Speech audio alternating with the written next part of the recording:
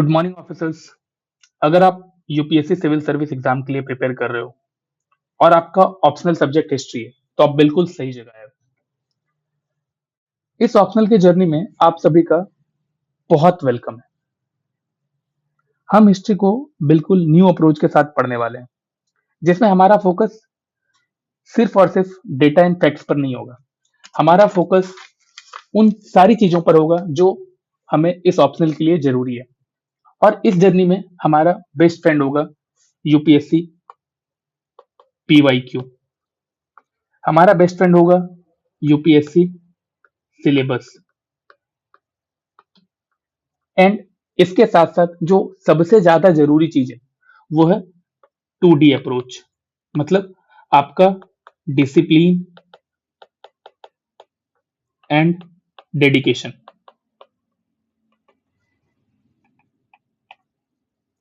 हम ऑप्शनल को एक टास्क की तरह नहीं देखेंगे, हम ऑप्शनल को एक एंटरटेनमेंट सोर्स की तरह देखेंगे।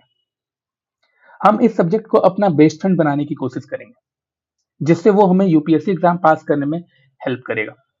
तो चलिए अब कुछ जरूरी बात कर लेते हैं। हम इस जर्नी को वर्ल्ड हिस्ट्री के साथ स्टार्ट करने वाले हैं। और वर्ल्ड हिस्ट्री के साथ स्टार्ट करने का मेन रीजन क्या है? क्योंकि वर्ल्ड हिस्ट्री अपने आप में लोगों को बहुत डिफिकल्ट टॉपिक लगता है, और ये डिफिकल्ट है नहीं, बस इसे डिफिकल्ट बना दिया गया। क्योंकि बहुत सारे एस्पिरेंट वर्ल्ड हिस्ट्री सिर्फ और सिर्फ डेटा फैक्ट्स की तरह पढ़ते हैं। उन्हें ये लगता है कि world history data and facts का सब्जेक्ट है, जहां पर हमें ये याद करना है कि किस टाइम पे क्या हुआ था। बेसिकली क्रोनोलॉजी के बारे में ध्यान देते हैं। बट आज हम लोग ये बात करेंगे कि वर्ल्ड हिस्ट्री को किस तरह से प्रिपेयर करना है। वर्ल्ड हिस्ट्री या तो आपका सबसे बड़ा स्ट्रेंथ बन जाता है या फिर आपकी सबसे बड़ी गलती बन जाती है। हर साल यूपीएससी में दो तरह के स्टूडेंट होते हैं। फर्स्ट वैसे स्टूडेंट होते हैं जिनको ये सब्जेक्ट बहुत ज्यादा स्कोरिंग लगता है, एंड दूसरे टाइप होते हैं जिनको ये बहुत ज्यादा कंफ्यूजिंग लगता है।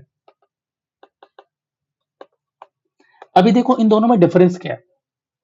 ऐसा क्या है कि एक स्टूडेंट को ये स्कोरिंग लग रहा है और एक स्टूडेंट को ये कंफ्यूजिंग लग रहा है।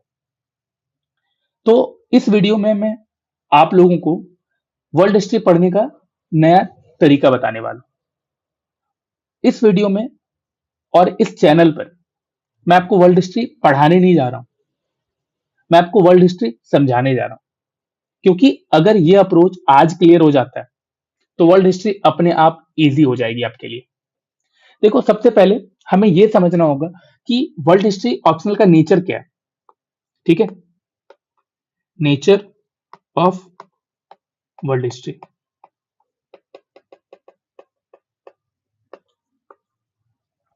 सबसे पहले देखो कि एक बात समझना बहुत ज्यादा जरूरी है। वर्ल्ड हिस्ट्री का मतलब ये नहीं होता है कि आप पूरी दुनिया की हिस्ट्री को याद कर लो या कि पूरी दुनिया की हिस्ट्री को समझ लो। ये सब्जेक्ट सिर्फ और सिर्फ डेटा एंड फैक्ट्स का नहीं है, ये डेट्स का नहीं है, क्रोनोलॉजी का नहीं है। यूपीएससी वर्ल्ड हिस्ट्री बेसिकली आपसे ये टेस्ट करता है कि आप हिस्टोरिकल प्रोसेस को, हिस्टोरिकल आइडियाज को और हिस्टोरिकल ट्रांसफॉर्मेशन को समझ पा रहे हो या नहीं। क्या है कि यहां पर आपसे क्या क्या चीजें पूछी जा रही है, आपसे ये चेक किया जा रहा है कि आप हिस्टोरिकल प्रोसेस को समझ पा रहे हो या नहीं। प्रोसेस, आप हिस्टोरिकल आइडियाज को समझ पा रहे हो या नहीं।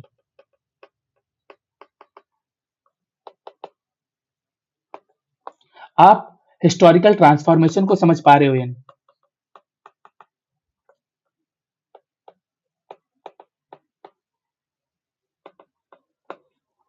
अभी क्या होता है कि एग्जाम्पल के लिए आप ले लो कि फ्रेंच रिवॉल्यूशन क्या है। French revolution, French revolution UPSC के लिए सिर्फ 1789 का एक इवेंट नहीं है। ये क्या है? ये एक प्रोसेस है। ठीक है।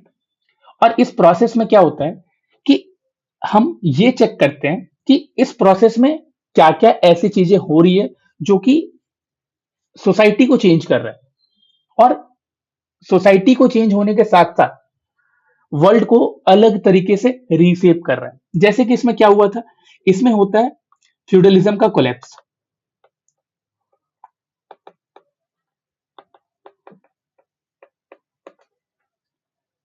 इसमें होता है मॉडर्न स्टेट का इमरजेंस,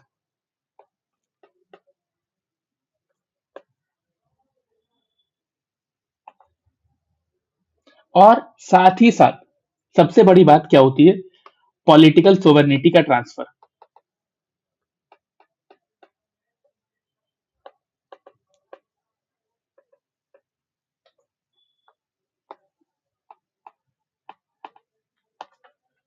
अभी देखो क्या समझना है कि हमें हमेशा एक बात ध्यान रखना है कि वर्ल्ड हिस्ट्री को कभी भी स्कूल लेवल में जो हम लोग पढ़ते थे बुकिश लैंग्वेज में उस तरह से नहीं पढ़ना है, ठीक है। अब वर्ल्ड हिस्ट्री में, अब हम लोग ये बात करते हैं कि वर्ल्ड हिस्ट्री में स्टूडेंट अटकते क्यों हैं। सबसे बड़ा सवाल यही आता है ना कि इतने सारे स्टूडेंट को वर्ल्ड हिस्ट्री में प्रॉब्लम क्यों हो रही है। तो मेन प्रॉब्लम क्या है, प्रॉब्लम इन वर्ल्ड हिस्ट्री,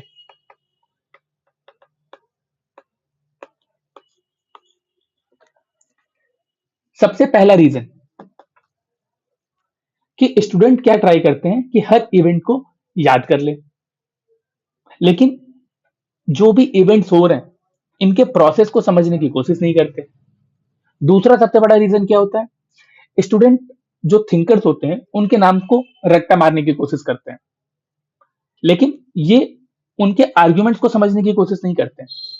और तीसरी जो सबसे बड़ी रीजन है कि हम लोग यूपीएससी के पीवाईक्यूज को, वर्ल्ड हिस्ट्री से जो भी पीवाईक्यूज आए उन पीवाईक्यूज को टॉपिक को पढ़ लेने के बाद देखते हैं, जबकि राइट अप्रोच ये है कि जब आप वर्ल्ड हिस्ट्री पढ़ने बैठो, जब आप वर्ल्ड हिस्ट्री स्टार्ट कर रहे हो, तो सबसे पहले आपको सिलेबस चेक करना है। सिलेबस के बाद आपको पीवाईक्यूज देखना है। एंड पीवाईक्यूज को अगर आप देख लोगे टॉपिक वाइज, तब जब आप उस टॉपिक को पढ़ रहे हो तो आपको एक नया अप्रोच मिलेगा कि आपको उस टॉपिक से क्या पढ़ना है, क्या आपके लिए जरूरी है। ऐसा नहीं है कि हिस्ट्री के बुक में जो बहुत सारे नॉर्मन एंड लॉ ये सारे बुक पढ़ रहे हैं, इन सारे बुक में जितनी भी चीजें लिखी गई है सारी हमारे लिए जरूरी है ही नहीं। हमें वो देखना है कि यूपीएससी का डिमांड क्या है, और डिमांड को समझने का सिंपल रीजन है, सिंपल मेथड है कि आपको पीवाईक्यूज को देखना है। अगर आप पीवाईक्यूज के बिना वर्ल्ड हिस्ट्री को पढ़ रहे हो तो आप यूपीएससी के सिलेबस को समझ ही नहीं पा रहे हो। देखो वर्ल्ड हिस्ट्री का जो सिलेबस है,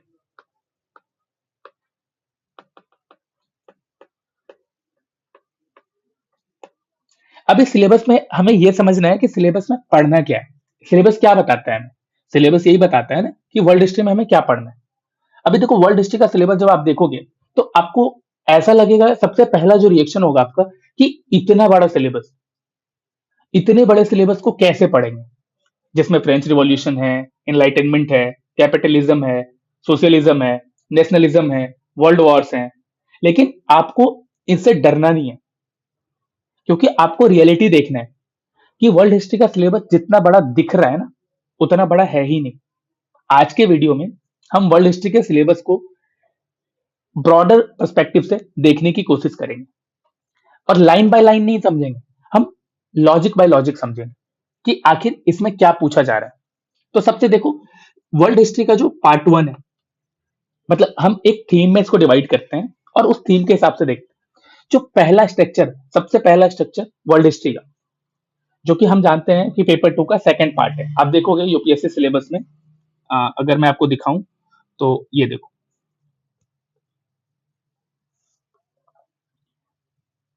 टॉप टॉपिक नंबर 16 से स्टार्ट होता है हमारा वर्ल्ड हिस्ट्री, जिसमें सबसे पहले पूछा गया enlightenment and modern ideas.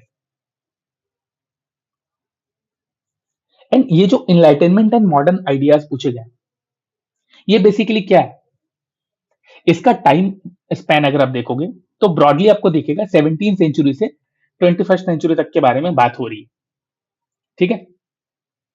World history को यूपीएससी तीन बड़े ब्लॉक में डिवाइड कर रहे हैं। अभी देखो सिलेबस अगर हम देखने जाएं तो हमें दिखेगा enlightenment and modern ideas, origin of modern politics, industrialization, nation state system, imperialism and colonialism, revolution and counter revolution, world wars and world after world wars. Then आती है बात लिबरेशन फ्रॉम कॉलोनियल रूल। ये वही time period है जब India को freedom मिलता है। एंड फिर आप देखोगे डीकोलोनाइजेशन एंड अंडर डेवलपमेंट। फिर आप देखोगे यूनिफिकेशन ऑफ यूरोप, कि सेकेंड वर्ल्ड वॉर के बाद कैसे यूरोपियन कम्युनिटी अब यूनिफाई हो रही है, नाटो जैसे ऑर्गेनाइजेशन डेवलप हो रहे हैं। फिर आता है disintegration of Soviet union and rise of unipolar world. हम समझेंगे ये यूनिपोलर का मतलब क्या है, बाइपोलर का मतलब क्या है, कैसे वर्ल्ड में पावर शिफ्ट हो रहा है।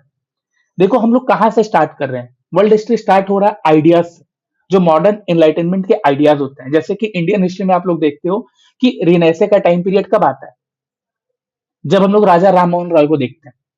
बेसिकली राजा राम मोहन रॉय को हम क्या बोलते हैं, फादर ऑफ इंडियन रिनेसे। उसी तरह से यहाँ पे वर्ल्ड हिस्ट्री में भी एक रेनेसे का पीरियड होता है, जो कि हमारे यूपीएससी के सिलेबस में पहले था, बट अब क्या है, उसको हटा दिया गया है। आज के टाइम पे हमारा सिलेबस इनलाइटनमेंट से स्टार्ट होता है, उसके साथ मॉडर्न आइडियाज से स्टार्ट होता है, और फिर हम लोग पढ़ते हैं यूनिपोलर वर्ल्ड तक। अभी देखो ये सिलेबस अगर देखा जाए तो यूपीएससी ने जो डिवाइड किया है उसमें बहुत सारे पॉइंटर्स दिए हैं, बट हम सिलेबस को 3 ब्रॉडर पार्ट्स में डिवाइड करते हैं, और इन 3 ब्रॉडर पार्ट्स में डिवाइड करके हम देखेंगे क्या क्या हो रहा है। अभी देखो पहला क्या होगा, पहला होगा transition from feudalism to capitalism. Sorry मेरी राइटिंग थोड़ी सी खराब है आईपैड में, बट मैं कोशिश कर रहा हूं कि आप लोग इसको पढ़ सको। अभी क्या है, दूसरा जो ब्रॉडर पार्ट है वो है राइज ऑफ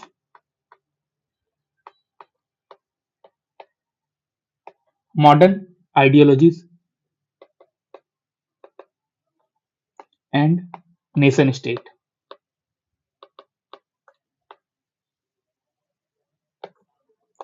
तीसरा जो ब्रॉडर पार्ट है, crisis of capitalism and alternative system.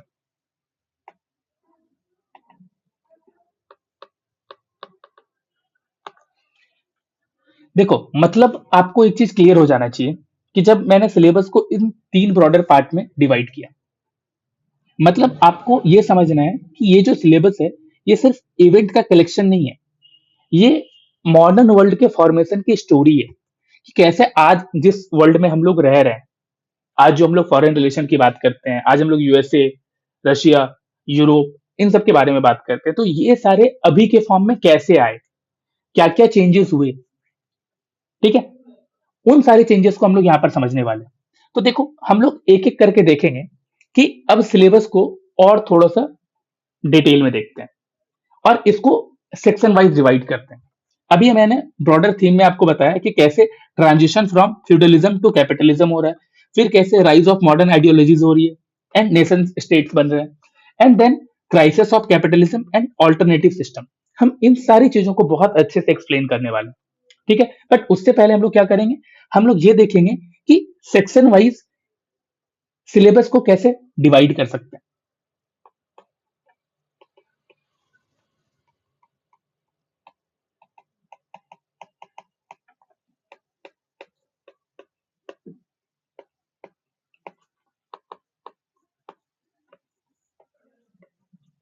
देखो पहला जो ब्रॉडर सेक्शन है, हम इसमें देखते हैं यूपीएससी ने जैसे अपने सिलेबस में दिया है उस हिसाब से एनलाइटेनमेंट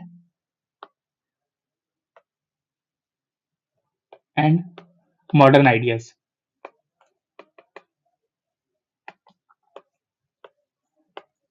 अभी देखो क्या है, ये वर्ल्ड हिस्ट्री का सबसे पहला पॉइंट होता है, ये एक स्टार्टिंग पॉइंट होता है, द एनलाइटेनमेंट। यहां पर यूपीएससी क्या टेस्ट करता है, यहां पर यूपीएससी हमसे ये टेस्ट कर रहा है कि कैसे मॉडर्न थिंकिंग का जन्म होता है। यूपीएससी यहां पर हमसे ये टेस्ट कर रहा है कि कैसे रीजनिंग, लिबर्टी, राइट, इस तरह के कॉन्सेप्ट आगे आते हैं। तो आपको यह समझना है कि एनलाइटनमेंट सिर्फ एक टॉपिक नहीं है, ये पूरे के पूरे वर्ल्ड हिस्ट्री सिलेबस का एक इंटेलेक्चुअल फाउंडेशन है। और इस सेक्शन को समझे बिना आप वर्ल्ड हिस्ट्री कवर ही नहीं कर पाओगे, आपको वर्ल्ड हिस्ट्री समझ ही नहीं आएगा। क्योंकि देखो, अगर ये सेक्शन को आप नहीं समझोगे तो आगे के जो रिवॉल्यूशन हो रहे हैं, आगे जो आइडियोलॉजीज आ रही है, इन सबको प्रॉपरली कभी कनेक्ट ही नहीं कर पाओगे। और यही कनेक्शन जब डेवलप नहीं हो पाता है तो हमें वर्ल्ड हिस्ट्री बहुत टफ लगने लगता है। तो इसी चीजों को हमें सॉल्व कर रहे हैं, और यही हमारा नया अप्रोच है कि हम हर पार्ट को इतना सिंप्लीफाई करेंगे कि हमें वर्ल्ड हिस्ट्री इजी लगने लगे, वर्ल्ड हिस्ट्री हमें इंडियन हिस्ट्री की तरह लगने लगे, जहां पे हमें पता होता है एंशिएंट हिस्ट्री में क्या हो रहा है, मिडाइवल में क्या हो रहा है, मॉडर्न में क्या हो रहा है। तो चलो हम इसके दूसरे सेक्शन में आते हैं। जो दूसरा सेक्शन है वो है American and French revolution.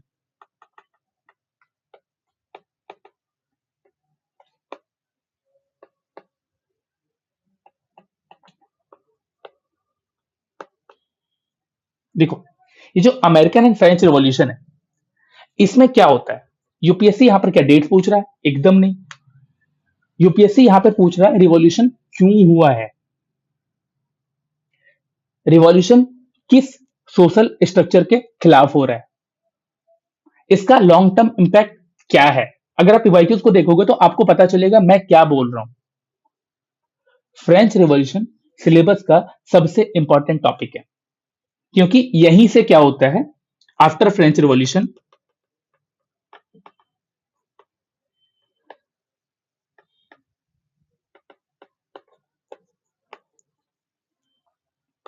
Modern citizenship बनता है। आज जैसे हम लोग कहते हैं ना कि हम इस कंट्री के हैं, यहाँ का हमारे पास पासपोर्ट है, तो ये सारी चीजें जो डेवलप हो रही है, ये कहां से हो रही है, ये यहीं से हो रही है। नेशन कॉन्सेप्ट यहीं से आता है। फिर आइडिया आता है नेशनलिज्म का। यही सारे आइडियाज क्या होता है, जब इंडिया में कॉलोनियल रूल होता है तो ये सारे आइडियाज इंडिया पर भी इंपैक्ट डालते हैं। तो आपको इस तरह से कनेक्शन बनाने सीखना पड़ेगा। जब आप इस तरह से कनेक्शन बना पा रहे हो कि कैसे फ्रेंच रिवॉल्यूशन से इंडियन रिवॉल्यूशन को कनेक्ट कर रहे हो, तो आप बहुत अच्छा कर रहे हो वर्ल्ड हिस्ट्री में। इससे ज्यादा नहीं करना है, इससे ज्यादा अगर आपको पीएचडी करना है तो करो, बट अगर आपको सिर्फ यूपीएससी का एग्जाम क्रैक करना है तो फिर इससे ज्यादा जरूरत ही नहीं है। हम लोग यहाँ पे नेशनलिज्म के बारे में देखते हैं, हम लोग मास पॉलिटिक्स के बारे में देखते हैं। अभी ये मास पॉलिटिक्स क्या है? यही मास पॉलिटिक्स एक बहुत बड़ा रीजन है जो इंडियन फ्रीडम में गांधी जी के टाइम पे आता है, जब गांधी जी मास मोबिलाइजेशन करते हैं। उससे पहले मास मोबिलाइजेशन 1857 में हुआ था, लेकिन वो भी बहुत छोटे लेवल पे। बट जब गांधी जी यहाँ आते हैं 1915 के बाद, जो इंडियन फ्रीडम मूवमेंट चेंज होता है, ये क्यों होता है? ये क्यों? मास पॉलिटिक्स के कारण। जब पॉलिटिक्स में ज्यादा से ज्यादा लोग पार्टिसिपेट करना स्टार्ट कर देते हैं, ठीक है। तो इन सभी आइडियाज का डेवलपमेंट कहां से होता है? इन सभी आइडियाज का डेवलपमेंट होता है फ्रेंच रिवॉल्यूशन के बाद से, ठीक है। तो चलो, हमने दो सेक्शन डिस्कस किया। अभी जो तीसरा सेक्शन है वो है इंडस्ट्रियल रिवॉल्यूशन, एंड इसी के कारण आता है कैपिटलिज्म।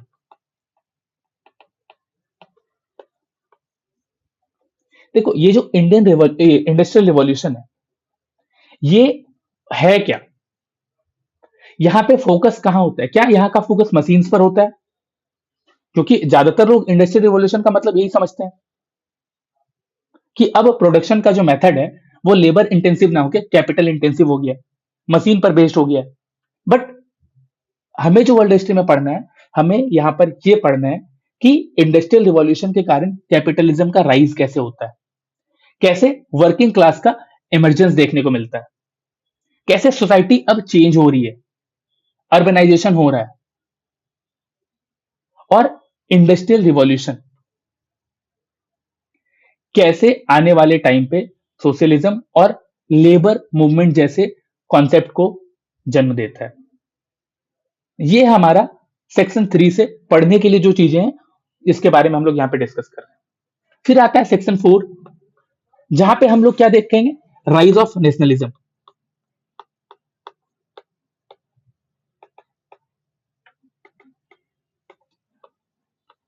ये राइज ऑफ नेशनलिज्म है क्या? जैसे कि पहले के टाइम पे इंडिया में क्या था, बहुत सारे छोटे छोटे कॉन्फेडरेसी थी, जहां पे अलग अलग रूल रूल किया करते थे। फिर ब्रिटिशर्स आते हैं, इंडिया को कॉलोनाइज कर लेते हैं, और इंडिया में एक गवर्नमेंट होता है, ब्रिटिश गवर्नमेंट। एंड जब पूरा इंडिया एक साथ मिलकर रहता है, तो उन लोगों को एक यूनिटी की फीलिंग आती है। उन्हें लगता है कि ये पूरा कंट्री ही एक है। जैसे इंडिया में नेशनलिज्म हम लोग पढ़ रहे थे, हम लोगों ने पढ़ा है, उसी तरह से हम लोग देखेंगे यूरोप में नेशनलिज्म किस टाइम पीरियड में आता है, कैसे जर्मनी, इटली, इन सब का यूनिफिकेशन होता है। और ये जो यूनिफिकेशन है, ये सिर्फ एक पॉलिटिकल इवेंट्स नहीं है, ये एग्जाम्पल है। क्या चीज का एग्जाम्पल है? कि नेशनलिज्म कैसे डिफरेंट सोसाइटीज में डिफरेंट फॉर्म ले लेता है। और यूपीएससी यहीं पे क्या कंपेयर कर रहा है, आप देखोगे हर चीज में हमें यही समझना है, टॉपिक, पीवाईक्यूज एंड यूपीएससी का डिमांड। अभी देखो यहाँ पे यूपीएससी क्या पूछता है, यहाँ पर यूपीएससी का डिमांड क्या होता है। यहाँ पे यूपीएससी कंपेयर करना स्टार्ट करता है, किससे? Liberal nationalism. यूपीएससी कंपेयर करता है कंजर्वेटिव नेशनलिज्म, रिवॉल्यूशनरी नेशनलिज्म।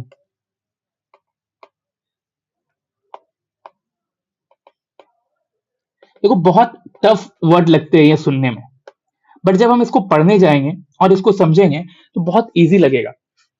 आपको ये नहीं देखना है कि वर्ड देखकर अंदाजा नहीं लगाना है कि ये कितना डिफिकल्ट है, बस आपको ध्यान देना है कि इसमें हमें पढ़ना क्या क्या है।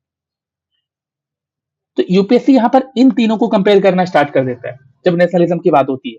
लिबरल नेशनलिज्म क्या है, कंजर्वेटिव नेशनलिज्म क्या है, रिवॉल्यूशनरी नेशनलिज्म क्या है। फिर आते हैं हम लोग अगले पार्ट में सिलेबस के, वो है सोशलिज्म। एंड सोशलिज्म के साथ एक और चीज आती है, वो होती है मार्क्सिज्म।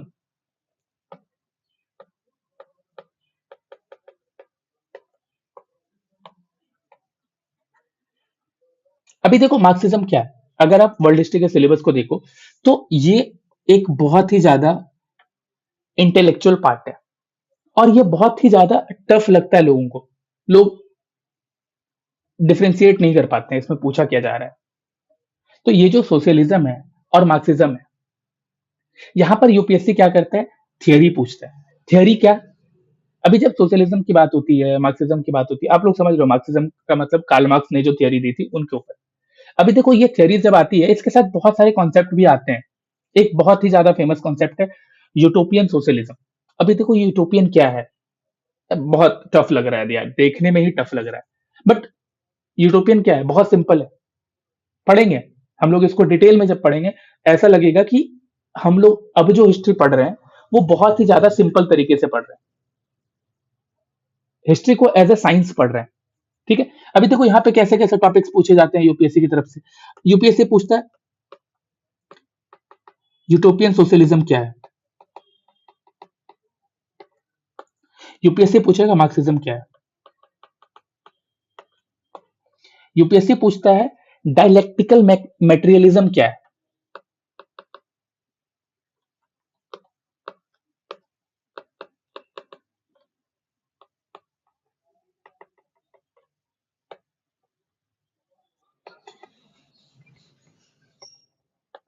एंड फिर आती है बात हिस्टोरिकल मेटेरियलिज्म की।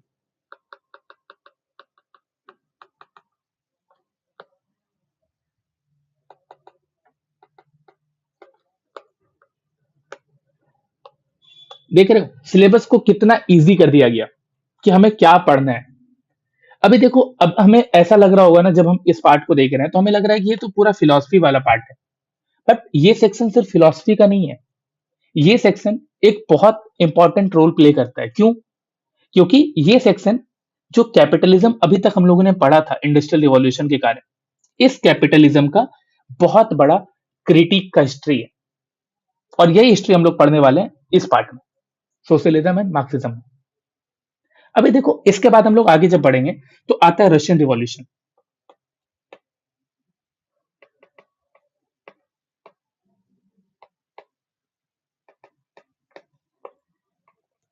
रशियन रिवॉल्यूशन क्या है?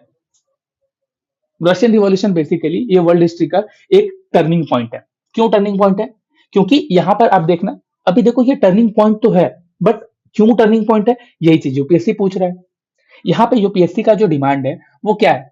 देखो, यहाँ पे यूपीएससी का डिमांड है कि कैसे मार्क्सिस्ट थियोरी का प्रैक्टिकल एप्लीकेशन होता है, जो अभी हम लोगों ने देखा नहीं है, सोशलिज्म एंड मार्क्सिज्म, इसी का प्रैक्टिकल एप्लीकेशन है Russian revolution. Practical application of Marxist theory. अब यहां पे हमें यह पता चलेगा कि बैकवर्ड सोसाइटी में रिवॉल्यूशन कैसे होता है, कैसे वन पार्टी स्टेट का इमरजेंस हो रहा है। अभी देखो, ये वन पार्टी स्टेट, ये सारे कॉन्सेप्ट मार्क्सिज्म के हैं, पढ़ेंगे मार्क्सिज्म में हम लोग। अभी रशियन रिवॉल्यूशन क्या कर रहा है, सोशलिज्म को थियरी से रियलिटी में लेकर आता है, और इसीलिए रशियन रिवॉल्यूशन बहुत ज्यादा इंपॉर्टेंट हो जाता है। क्योंकि कोई भी थियरी जब प्रैक्टिकल बनती है, जब उसका प्रैक्टिकल एप्लीकेशन होता है, तो अपने आप में हमें एक बहुत ही ज्यादा सिंपल स्टोरी लाइन दिखती है, और जिसको समझना बहुत इजी होता है। आप भी सोचो कि जब बचपन में हम लोग कंप्यूटर लैब में बैठते थे, तो पहले हमें क्या होता था, क्लास में थियरी पढ़ाई जाती थी, एंड फिर उसके बाद वीक में 2 दिन का प्रैक्टिकल क्लास होता था, जिसमें आपको कंप्यूटर लैब ले जाया जाता, एंड उस थ्योरी का प्रैक्टिकल करके दिखाया जाता था। जो हमारे टीचर थे वो प्रोजेक्टर पे करते थे, और हमें मॉनिटर पे करना पड़ता था। तो सेम वही हो रहा है यहाँ पे, मार्क्सिज्म एक कॉन्सेप्ट डेवलप होता है, एंड वही कॉन्सेप्ट रशियन रिवॉल्यूशन में प्रैक्टिकल इंपैक्ट दिखाता है। इसके बाद आगे आते हैं हम लोग। इसके बाद जो है 7th सबसेक्शन, ये है world war. And world war के कारण कैसे कैपिटलिज्म का क्राइसिस आ रहा है, ये भी देखेंगे हम लोग। Crisis of capitalism. अभी देखो क्या हो रहा है, इसके बाद सिलेबस में एक ऐसा पॉइंट आता है जहां पर वर्ल्ड वॉर हो रहा है, और वर्ल्ड वॉर के साथ साथ बहुत सारे इंटर कंट्रीज का भी वॉर हो रहा है। और ये क्राइसिस जब क्रिएट होता है, तो आप बहुत सारे स्टूडेंट अब वर्ल्ड वॉर पढ़ने जाएंगे कि यूएसए कब एंटर होता है, यूके कब एग्जिट करता है, रशिया कैसे इसमें रोल प्ले कर रहा है, इंडिया का क्या रोल है। ये सब पूछता ही नहीं है, यूपीएससी की डिमांड्स में ये सब है ही नहीं। यहाँ पर यूपीएससी बैटल नहीं पूछ रहा है, यूपीएससी ये पूछ रहा है कि ये जो वॉर्स हो रहे हैं, इस वॉर्स में आइडियोलॉजीज का क्या हो रहा है। मतलब कि कैपिटलिज्म कैसे क्राइसिस स्टेज पे जा रहा है। यहां पे हमें राइज दिखता है फैसिज्म का, हमें यहाँ पे जो लिबरल ऑर्डर चल रहा होता है उसका फेलियर देखने मिलता है। जो कंट्रीज अभी तक लिबर्टी का, फ्रीडम का, फंडामेंटल राइट्स की बात कर रही थी, वो सारी कंट्रीज अब वर्ल्ड वॉर में इन्वॉल्व हो चुकी है। वर्ल्ड वॉर में इन्वॉल्व हुई है, इसका मतलब क्या है, फेल हो गया ना वो लोग, उनका जो लिबरल ऑर्डर उन्होंने जो डेवलप किया था वो फेल हो गया। तो यहां पे हमें फेलियर ऑफ लिबरल ऑर्डर दिखता है। इसके कारण क्या होता है, इसका रिजल्ट क्या होता है, इसका रिजल्ट होगा ग्रेट डिप्रेशन। इकोनॉमी का टर्म है, आई थिंक इतना समझ में आता होगा आपको। यहां पर हमें जर्मनी में कुछ अलग देखने को मिलता है। क्या होता है वो अलग, नाजीज। हमें इटली में फैसिज्म दिखता है। अभी देखो, ये सारी चीजें, ये जो रिजल्ट हम देख रहे हैं, ये सारी चीजें क्यों डेवलप हो रही है, क्योंकि वर्ल्ड वॉर हुआ है। और ये सारी चीजें हमें इसी फ्रेमवर्क में पढ़नी है। एंड फिर आता है एक और पार्ट जिसको हम लोग सबसेक्शन 8 कर देते हैं, ये है पोस्ट वॉर। And decolonisation.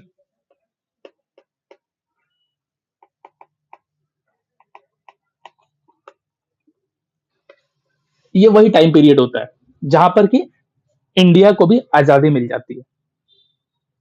और ये लास्ट पार्ट है। यहाँ पे क्या होता है, जब वर्ल्ड वॉर खत्म हो जाता है उसके बाद अलग अलग आइडियाज सर्कुलेट होने लगते हैं। अब यहाँ पे जो कॉलोनी बनी हुई थी फ्रांस, ब्रिटेन, इन लोगों के द्वारा, अब ये इन लोगों को अपनी कॉलोनी पे पकड़ बनाना बहुत ज्यादा डिफिकल्ट लगने लगता है। क्यों? क्योंकि उन सारी कॉलोनीज में नेशनलिज्म का आइडिया, फंडामेंटल राइट्स का आइडिया, इस तरह के आइडिया सर्कुलेट होने लगते हैं और वो लोग भी रिवॉल्यूशन पे उतर जाते हैं। इसी के कारण क्या होता है, यहाँ का जो इस टॉपिक का जो फोकस है, वो फोकस आपको दिखेगा किस चीज पे? डिक्लाइन ऑफ यूरोप पे।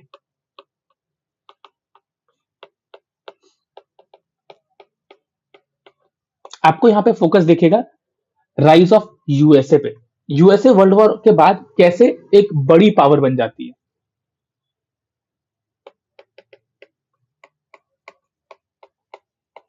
And USSR.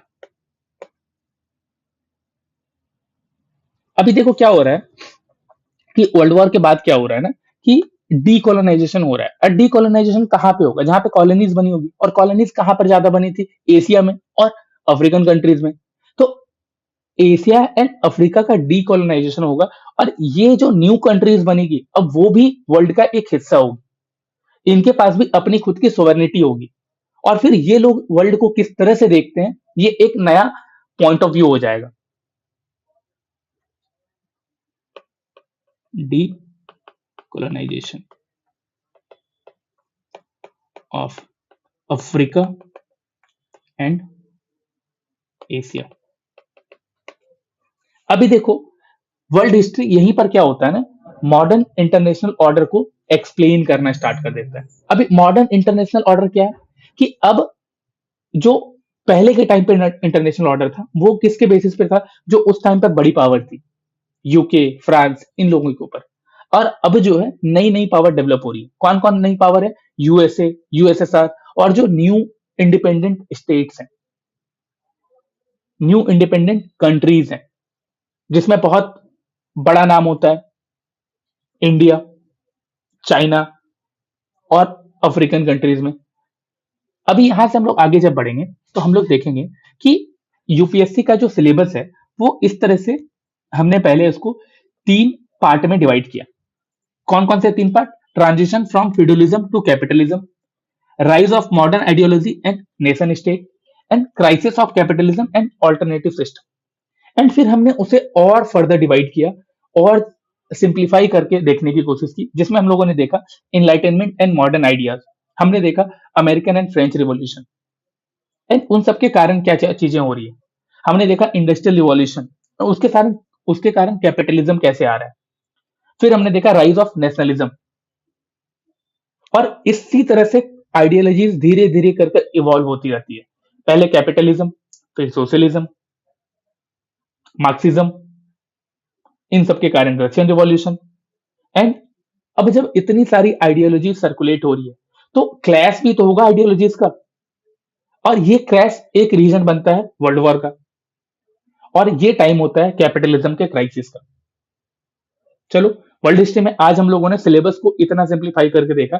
अब हम लोग एक एक पार्ट और देखते हैं। वो पार्ट है कि यूपीएससी वर्ल्ड हिस्ट्री से क्वेश्चन कैसे पूछ रहा है। देखो, एक चीज ध्यान रखना, यूपीएससी वर्ल्ड हिस्ट्री में डायरेक्ट कोई फैक्चुअल क्वेश्चन नहीं पूछता है। पूछता है तो बहुत रेयर क्वेश्चन पूछा जाता है। यूपीएससी का मेन फोकस होता है एनालिसिस पर। इसलिए देखोगे क्वेश्चन ऐसे आते होंगे, ऐसे आते हैं जहां पे देखोगे रेडिकल या कंजर्वेटिव, इनएविटेबल या अवॉइडेबल, सडन या लॉन्ग टर्म प्रोसेस। तो ये जो एनालिसिस पूछा जा रहा है आपसे, ये जो कंपैरिजन पूछा जा रहा है आपसे, ये क्या है? मतलब यूपीएससी आपसे ये पूछ रहा है कि आप जजमेंट फॉर्म कर पा रहे हो या नहीं कर पा रहे हो। वर्ल्ड हिस्ट्री को पढ़कर, आइडियोलॉजीज को पढ़कर आपकी जजमेंट क्या है।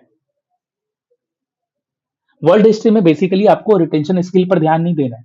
आपको ध्यान देना है अपनी थिंकिंग एंड एनालिटिकल एबिलिटी पर। आपको अपनी थिंकिंग एंड एनालिटिकल एबिलिटी को टेस्ट करना है। ठीक है?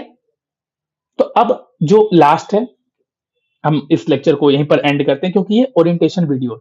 ठीक है, तो यहाँ पर एक चीज और हम देखते हैं कि अब वर्ल्ड हिस्ट्री को पढ़ने का सही तरीका क्या है।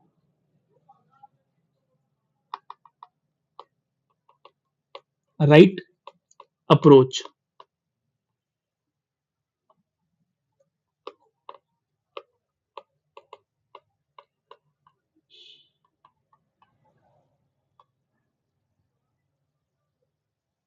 अभी राइट अप्रोच क्या होता है? देखो, सबसे पहले समझना है कि वर्ल्ड हिस्ट्री पढ़ने का सिर्फ एक तरीका तो नहीं होता होगा, बहुत सारे तरीके होते होंगे। हर एक टॉपर अलग अलग तरीके से पढ़ता है। बट मैंने क्या किया है कि उस मेथड को थोड़ा सा सिंप्लीफाई किया है और ट्राई किया है कि आप लोगों के लिए, मतलब जनरल पॉपुलेशन के लिए, ये मेथड इजी हो। तो हम लोग क्या करेंगे, हम लोग अलग अलग अप्रोच के साथ चलेंगे। पहला, उस अप्रोच में हमारा जो अप्रोच होगा, उस अप्रोच में पहला स्टेप क्या होगा? पहला स्टेप होगा हमारा कि वर्ल्ड हिस्ट्री को थीम बेस्ड पढ़ना है। कैसे पढ़ना है? Theme based. जैसे हमने पहले डिवाइड किया था सिलेबस को। अब क्या है, हम जो रिवॉल्यूशन पढ़ रहे हैं उसको एक थीम की तरह पढ़ेंगे। हम जो नेशनलिज्म पढ़ रहे हैं उसको एक थीम की तरह पढ़ेंगे। आइडियोलॉजीज पढ़ रहे हैं उसको भी एक थीम की तरह पढ़ेंगे। इसलिए French revolution, American revolution, Russian revolution, ये सब अलग अलग टॉपिक्स नहीं है। ये सब एक, आप कह लो, कॉम्परेटिव फ्रेमवर्क का एक पार्ट है और इसी फ्रेमवर्क को आपको समझना है। एंड दूसरा जो स्टेप होगा, दूसरा स्टेप क्या होगा कि हर टॉपिक को पीवाईक्यू से समझना है। ऐसा नहीं करना कि पहले उस टॉपिक को पढ़ रहे हैं उसके बाद हम पीवाईक्यूज को देख रहे हैं। एकदम गलत अप्रोच होगा ये। अगर आपको कम टाइम में अच्छे तरीके से अपने ऑप्शनल को कवर करना है तो आपको ये सेकंड स्टेप बहुत केयरफुली लेना है। क्या? कि पीवाईक्यू आपका बेस्ट फ्रेंड होगा। पीवाईक्यू के थ्रू सिलेबस को सिंप्लीफाई करो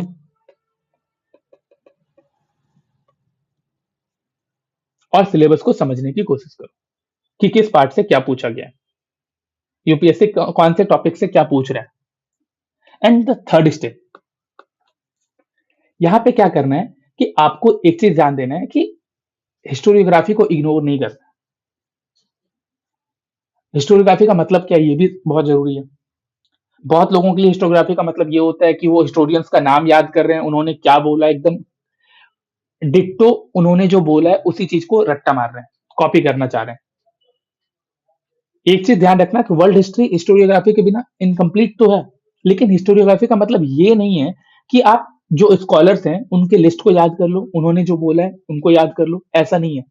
हिस्टोरियोग्राफी का मतलब ये है कि उनके आर्ग्यूमेंट्स को समझो एंड उन आर्ग्यूमेंट्स को अपने आंसर में अप्लाई करो। आप नाम नहीं भी लिखते हो कोई मैटर नहीं करता, बट आपको उस आर्ग्यूमेंट के एसेंस को समझना है एंड उसको यूज करना है अपने आंसर्स में।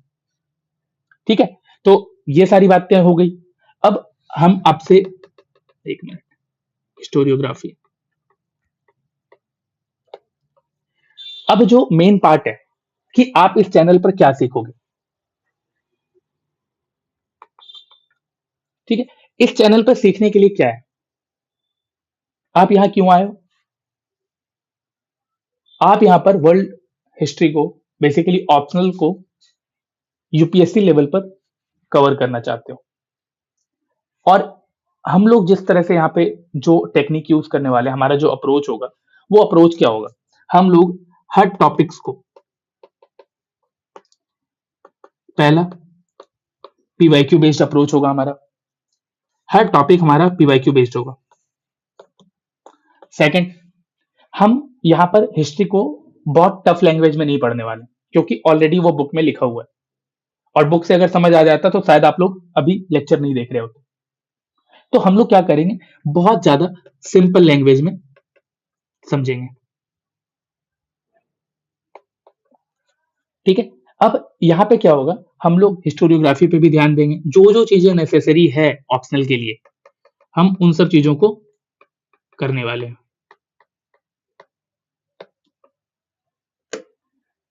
साथ ही साथ हम लोग टॉपिक को कवर करने के साथ साथ हम लोग आंसर राइटिंग भी प्रैक्टिस करते जाएंगे। हम लोग आंसर राइटिंग भी देखते जाएंगे कि इस पार्ट से कैसे क्वेश्चंस आए हैं एंड उसके लिए हमें आंसर राइटिंग कैसे करना है।